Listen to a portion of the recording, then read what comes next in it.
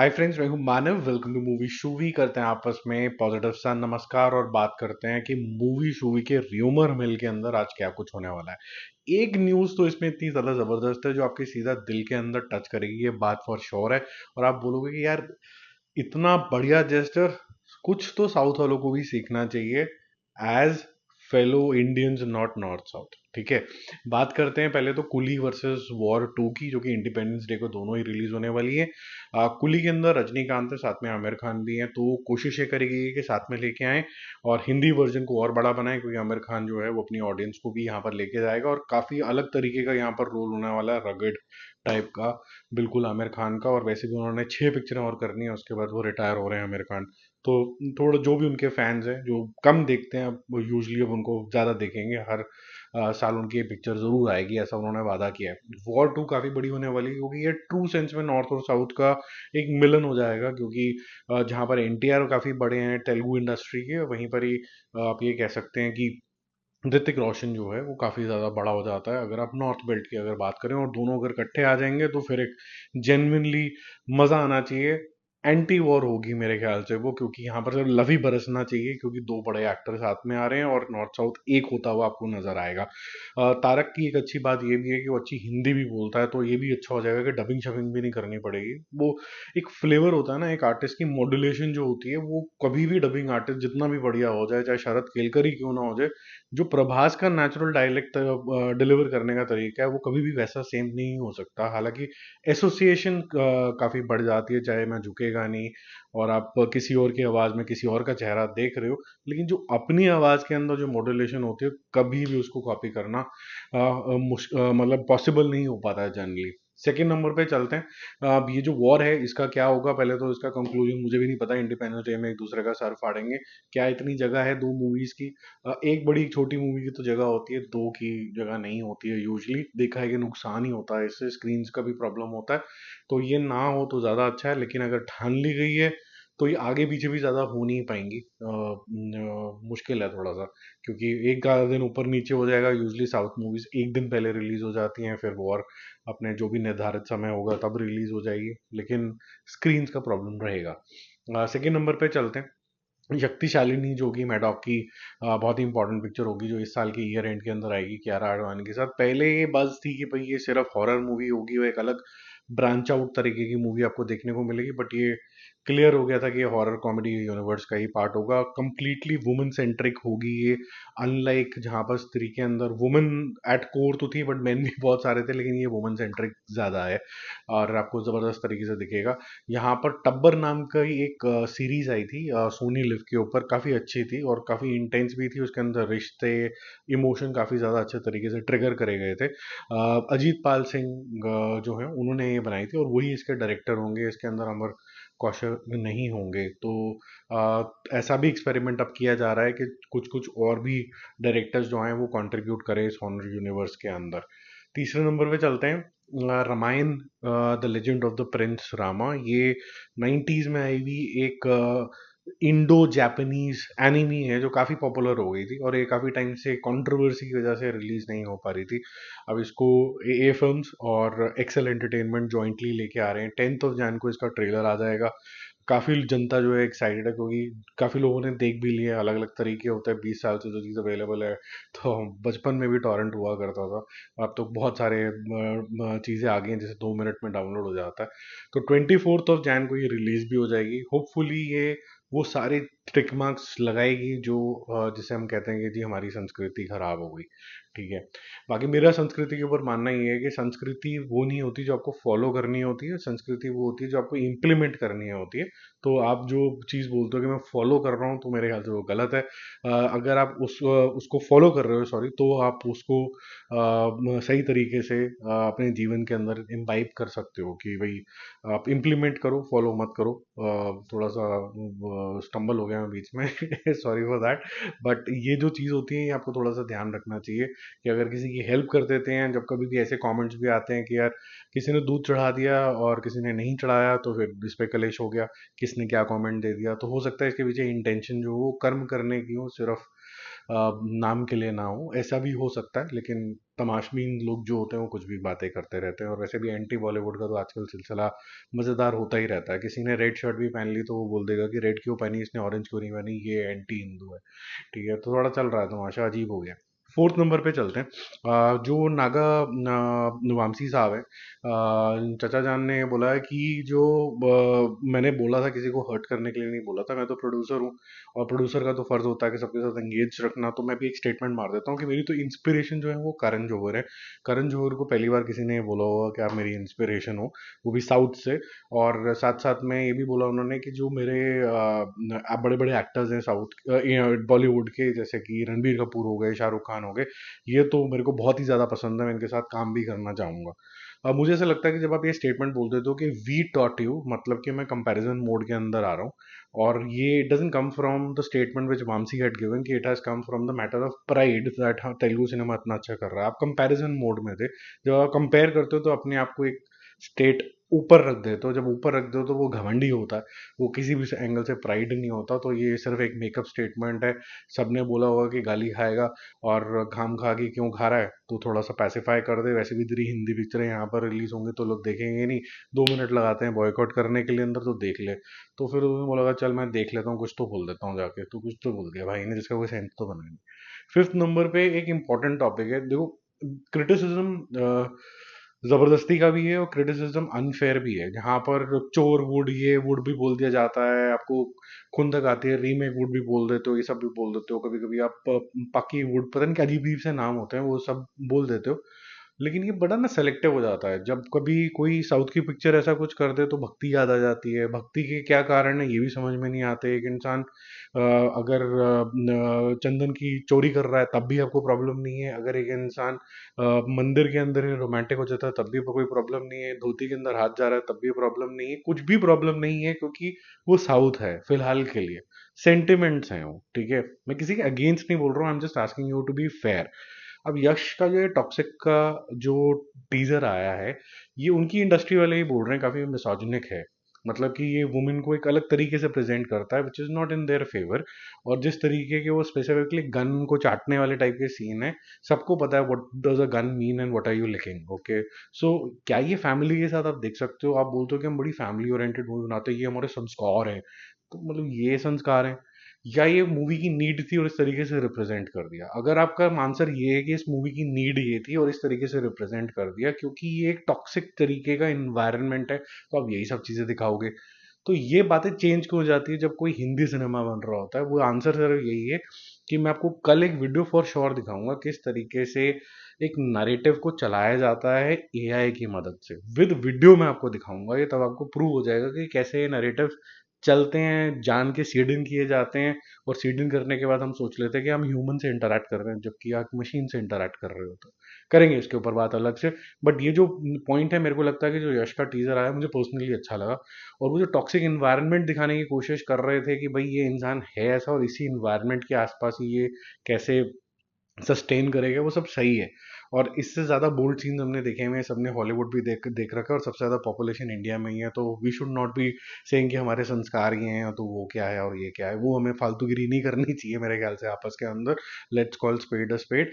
उस स्टाइल में म्यूजिक के सेंस में सब कुछ बहुत बढ़िया था। बट पॉइंट यही है कि जबरदस्ती फिर लेबल किसी और के ऊपर नहीं लगाना चाहिए। यश की टॉक्सिक बहुत अच्छी है, डजंट मीन दैट चोर वुड नीचे लिख दिया जाए। तो ऐसे जो बेवकूफ लोग हैं, I think it is the responsibility of genuine movie lovers to call them out and just say that boss जो टॉपिक है उसी के ऊपर हो ना, इधर उधर क्यों जा रहे हो? आप इंकरेज करो बॉलीवुड को कि भाई आप शायद वो नहीं बना रहे हो जो हमें चाहिए, ये बनाओ। और इसका मतलब ये भी नहीं है कि ऐसा बना नहीं है। बहुत शानदार शानदार पिक्चरें भी बनी हैं और बहुत बड़ी बड़ी हिट्स भी हुई हैं। बट ये है कि बस तोहमत लगानी है। और आप ये भी जरूर सोचिए कि अगर कोई इंडस्ट्री को डिसमेंटल करना हो ताकि कोई और आ पाए, तो ये प्लान्ड भी होता है। अब इसके ऊपर थोड़ा गौर करिए और अपना दिमाग खुद भी लगाइए। सिक्स नंबर पे कोई एक ऐसी चीज है जो साउथ वालों को, जैसे मैंने बोला, फॉर श्योर सीखनी चाहिए। पहले दिन के प्राइसेस हजार हजार रुपए हो जाते हैं, लोग मरने शुरू हो जाते हैं। एक जने की जान चली गई जब पुष्पा का कुछ आया, फिर गेम चेंजर के टाइम पे 2 जनों की जान चली गई, कोई फिर 10 लाख ऑफर कर रहा है, कोई 2 करोड़ तक चला गया, पैसे की बोली लग रही है लाशों के ऊपर। वहीं पर लाशें बचाने का काम जो किया था वो सोनू सूद ने किया था। उसने बोला था कि मैं अपने पैसे खुद अपने जेब से लगाऊंगा, जब गवर्नमेंट नहीं कर पा रही थी कोविड के टाइम में। और उसने बोला ये सिलसिला यहाँ रुकेगा नहीं। फतेह की जो गेन आएगा जितना भी, 1 रुपए का, चाहे 2 लाख रुपए का, चाहे 2 हजार करोड़ रुपए का, कोई भी प्रॉफिट आएगा वो सारा का सारा चैरिटी के अंदर चला जाएगा। डे वन की जो प्राइसिंग यहाँ पर रखी गई है, 1 हजार की जगह पे अफोर्डेबल 99 रुपीज रखी गई है। इतना कंपटीशन होने के बावजूद भी, महंगी पिक्चरें बनने के बावजूद भी, स्ट्रगल है कि बजट भी नहीं हो पा रहे हैं रिकवर, तब भी कि 99 रुपीज में जाना, देखना पिक्चर को, एक्सपीरियंस करना, और अगर चल गई तो फिर उसके बाद जो भी प्रॉफिट आएगा वो सारा का सारा हम चैरिटी में रख देंगे, 1 रुपया भी नहीं रखेंगे। तो मेरे ख्याल से there is something to learn. Cinema किस चीज के लिए बनता है? एंटरटेनमेंट के लिए, लोगों की भलाई के लिए, उनके ऊपर खर्च करने के लिए, अपनी जेबें भरने के लिए नहीं कि मेरे को तो मिल गए 65 करोड़ रुपए जब मैंने गेम चेंजर करी, और 10 लाख रुपए मैंने किसी जो मर गया उसके ऊपर चढ़ावा चढ़ा दिया। इससे अच्छा था कि आप बेटर अरेंजमेंट कर लेते या किसी को इन्फॉर्म अच्छे तरीके से कर लेते। अभी तो हुआ एक इंसिडेंट अल्लू अर्जुन के साथ, तो आप थोड़ा ज़्यादा केयरफुल हो सकते थे। मैं ये नहीं कह रहा हूँ किसी की गलती है इसके अंदर, बट चाहे वो प्रशासन हो, चाहे वो एक्टर हो, चाहे एक्टर की गलती भी ना हो कि भाई प्रशासन को करना चाहिए था या जिसको भी करना चाहिए था या इवेंट एजेंसी को करना चाहिए था, बेटर अरेंजमेंट तो होना चाहिए था। इसके ऊपर तो कंसेंसस है ही, अगर हमें सिचुएशन ना भी पता हो तो। 7 नंबर पे चलते हैं। इमरजेंसी का फिर से इमरजेंसी लगी हुई है, बहुत बारी डिले हो चुकी है, कट्स भी लग चुकी हैं। सिख समुदाय ने भी क्वेश्चंस उठाए हैं, कांग्रेस ने भी क्वेश्चंस उठाए हैं, और सिख समुदाय ने तो जान के उठाए हैं कि भाई पंजाब जिस स्टेट से निकल रहा है आज के डेट में, इतने अच्छे अच्छे सोल्जर्स वहां से निकलते हैं, इतने बड़े योद्धा निकलते हैं, पूरा सिख जो रिलीजन है वो इतना प्योरिटी से वो निकला है, और आप उसको किसी एक इंसान की किसी वजह से आप उसको गलत नहीं बोल सकते हैं। तो वहाँ पर हमें एक खालिस्तान और ये सब चीज़ों से भी जूझना पड़ रहा है, बच्चे कई बार ड्रग्स के वहाँ चले जाते हैं, ये सब जूझना पड़ रहा है, हम उसको फाइट कर रहे हैं। आप अब हमें गलत लाइट में नहीं दिखा सकते हो। तो आप जो हो गया वो हो गया, वो सब पता था पास में क्या था, तो इसलिए पुरानी ग्रेव जो खोदने लग जाते हैं, वहाँ कहीं ना कहीं एजेंडा नजर आने शुरू हो जाते हैं। फिर ऐसे ही ये बताया जा रहा है कि अब कांग्रेस ने भी बोल दिया कि अगर इंदिरा गांधी को अगर आपने गलत लाइट के अंदर दिखाया, तो हम ये जो 17 जन को मूवी रिलीज होने वाली है इसको नहीं रिलीज होने देंगे। अब मुझे नहीं पता कि इसके अंदर क्या हुआ था, हमें भी किताबों में लिमिटेड इन्फॉर्मेशन पता होती है कि भाई उस टाइम इमरजेंसी के टाइम पे क्या हुआ था। आधी बातें जिसने लिखा होता है वो उसका वर्जन होता है, हम भी देखेंगे पहली बार, आप भी देखेंगे, जजमेंट नहीं पास कर पाएंगे कि ये सही था या गलत था, बट आज के टाइम के हिसाब से कुछ कॉल ले लेंगे आप दोनों मिलके, हम आप दोनों मतलब सब लोग मिलके, कि क्या ये राइट कॉल थी कि नहीं थी, इतनी ही हम जजमेंट ले सकते हैं।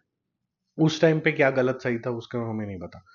8th पॉइंट पे चलते हैं, जहां पर एकता कपूर और उनके अच्छे, मेरे ख्याल से एम्प्लॉई कह लीजिए या फिर एक्टर्स जो उन्होंने हायर करके राम कपूर के बीच में हो गया डिशुम डिशुम। अब कौन सही है इसके अंदर? राम कपूर एक इंटरव्यू दे रहे थे कैजुअली, और पतले पतले हो गए, तो लोग चाहते हैं कि भाई इंटरव्यू ले लो भाई इस इंसान का।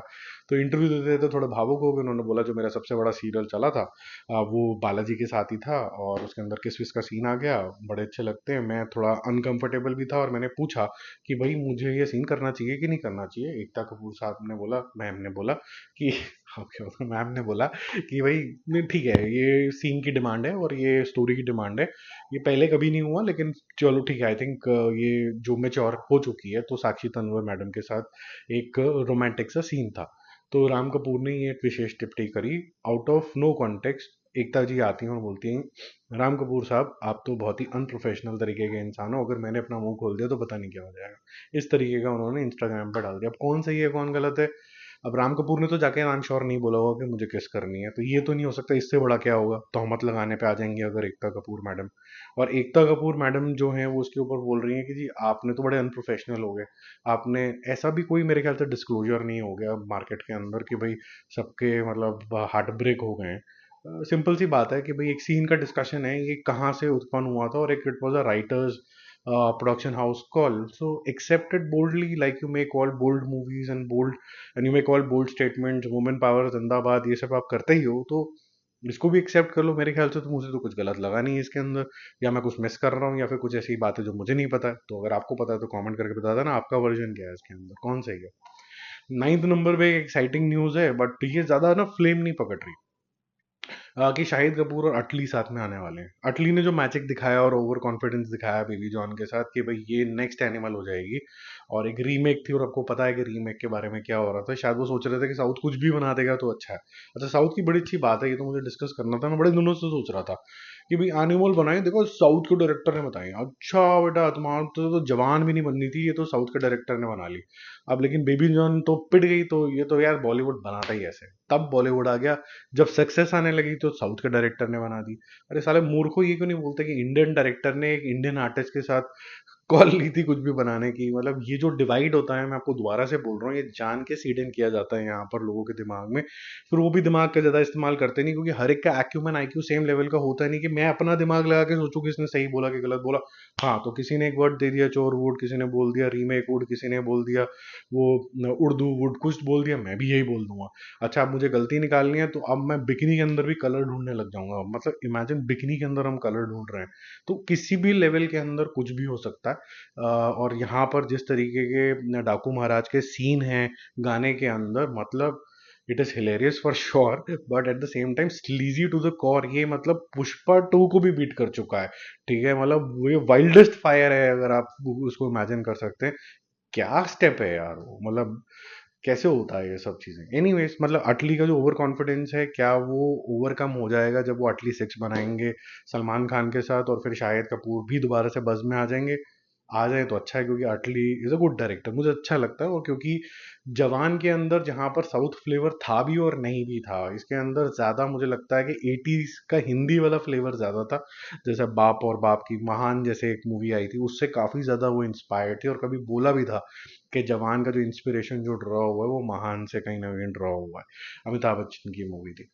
10 नंबर पे चलते हैं। देखो, आज तक इंडियन सिनेमा में तो एटलीस्ट, या फिर मैं तो कह सकता हूँ वर्ल्ड वाइड भी, इतना बड़ा लॉन्च किसी का भी नहीं हुआ था ऋतिक रोशन का। और एक मिनट के लिए भी कोई इस इंसान को नेपोटिज्म का प्रोडक्ट नहीं बोल सकता। और नेपोटिज्म का मतलब ये नहीं होता being a star kid and getting a chance. Getting a chance out of turn repeatedly आप कह सकते हैं कि नेपोटिज्म है। जैसे कि अभी फिलहाल के लिए आप कह सकते हैं, जब तक अगला बंदा सक्सेसफुल नहीं हो जाता कि भाई बॉबी देओल को क्यों चांस मिलते हैं, तो आपने बोला कि जी अब सक्सेसफुल हो गया, अब नेपोटिज्म नहीं है। तो ऐसे ही आप अर्जुन कपूर के लिए बोल सकते हैं जी फिलहाल के लिए नेपोटिज्म, उसको अभी भी क्यों चांस मिल रहा है। तो अब जिस दिन अगर वो इसकी खाती पिक्चर चल गई जहां पर उसने दोबारा से अपना औरंगजेब वाला रूप, या फिर जिसमें वो लॉन्च हुआ था इश्कजादे में, या फिर जो टू स्टेट्स टाइप का कोई अच्छी हिट्स दे दी, जैसे अभी रावण वाले रोल में उसका अच्छा हो गया था, ठीक ठाक अप्रिसिएशन आया, तो उसमें आप बोलोगे कि नहीं अब नेपोटिज्म नहीं है। तो ये जो होता है इसका ट्रू डेफिनेशन होता है। ये जो कंगना रेनॉल्ट डिक्शनरी वाले जो लोग हैं, जिनकी जो आज़ादी है 2014 के अंदर आई है, वो फिर इसी तरीके की फिर बातें करते रहते हैं, थोड़ी मूर्खों वाली। तो उनसे थोड़ा बाहर आ जाओ। ऋतिक रोशन का जो लॉन्च था वो सबसे बड़ा लॉन्च था। कहो ना प्यार है जब आई थी, तो मुझे याद है मैं कॉलेज के अंदर होता था, और पागलपन था बिल्कुल इस इंसान को देखने के लिए। और जब आप देखने बैठते थे भी इस इंसान को, आप सोचते थे कि ये एक टेम्पलेट है, और ये आज के टाइम में रिलीज होना बॉलीवुड के लिए तो बहुत ही अच्छा है। जितने भी स्टार किड्स आ रहे हैं, अगर वो ऋतिक रोशन के आसपास नहीं है, 50% भी नहीं है, they should not get launched. मतलब they should be rejected by their own fathers and producers and directors. Acting में सुपर, लुक्स में super, body building super, dance super duper duper, मतलब कुछ भी, dialogue delivery amazing, action amazing, romance amazing. मतलब उसके number बेचारे के काटोगे तो कहाँ काटोगे। और जो लोग बोलते थे कि ये गरीब रोल नहीं कर सकता, वो तो आपने देख लिया था, वो जो मूवी आई थी जिसके अंदर ये कोचिंग सेंटर चला रहे थे, मैं नाम भूल गया क्या नाम था उस मूवी का, जो भी था 100 क्या नाम था, बताना जरा कमेंट करके। क्या प्यारी पिक्चर थी यार वो, मतलब उसके अंदर वो बिल्कुल ही गरीब इंसान ही लग रहा था। तो ऐसा नहीं है कि एक्टर ये कर नहीं सकता, एक्टर वो दलिद्र जोन के अंदर भी जा सकता है। और सौव की अगर बात करें तो फिर तो क्या वो लग भी सकता है। अलग अलग खूबसूरती की तो कोई मायने नहीं, ग्रीक गॉड ऐसे तो बोला नहीं जाता इसको। ठीक है, बाकी जल्दी मिलते हैं और रिव्यूज और अपडेट के साथ। Stay connected, bye bye.